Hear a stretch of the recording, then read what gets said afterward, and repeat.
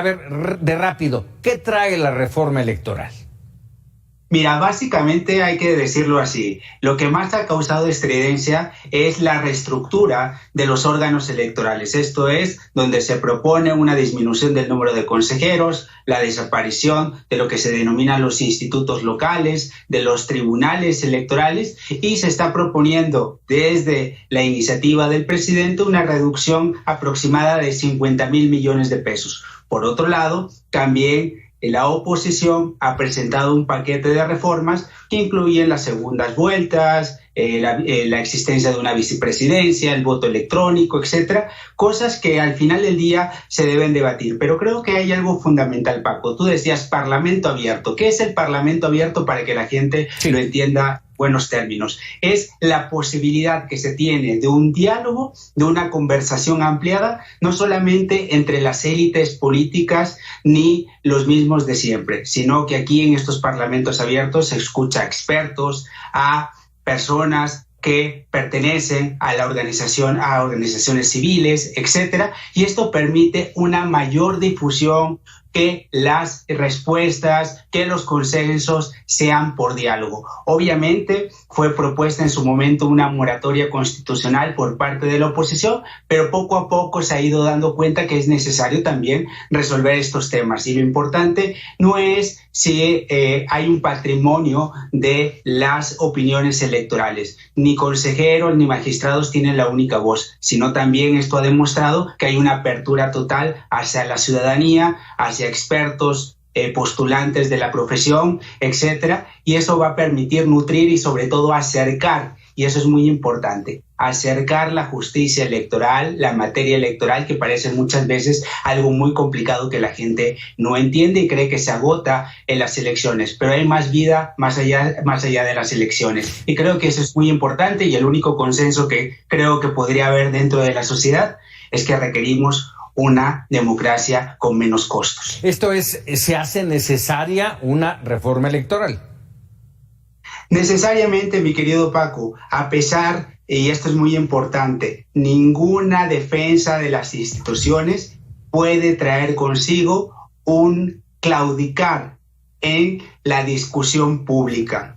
No todas las reformas son de carácter constitucional, sino también podrán ser con una serie de reformas a nivel legislativo, de leyes secundarias, como le dicen técnicamente. Y creo que esto es muy importante porque también habrá que preguntarnos cuáles son los costos que tiene nuestra democracia. Simplemente te pongo el tema sobre la mesa, mi querido Paco.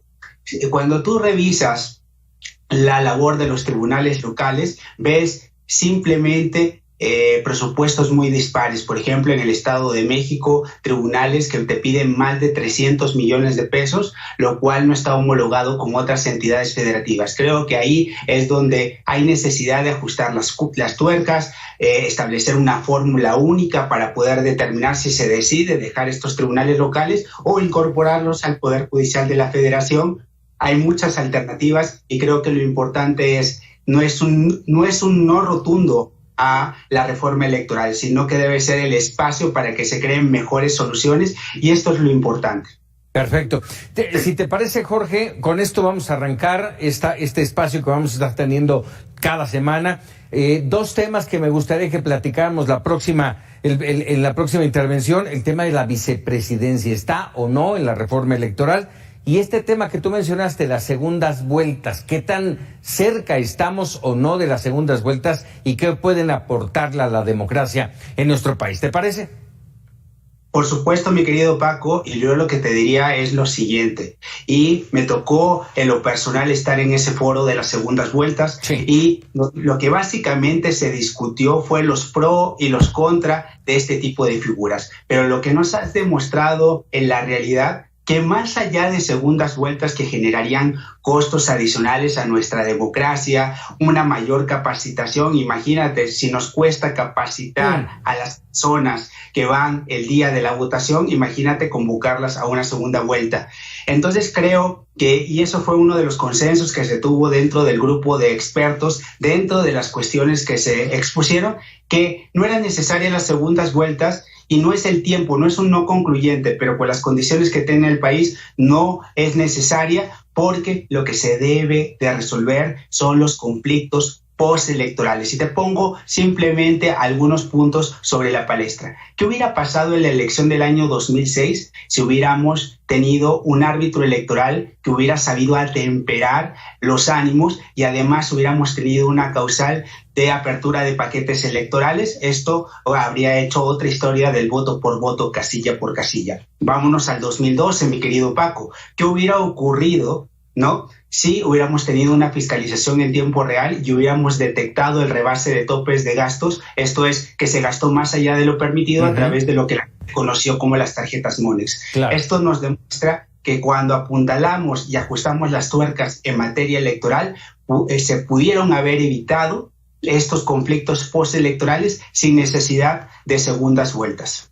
Jorge Alcovín, como siempre, muchísimas gracias. Nos vemos la próxima. Muchísimas gracias, mi querido Paco. Buenas noches, Jorge Alcovín, consultor y analista político.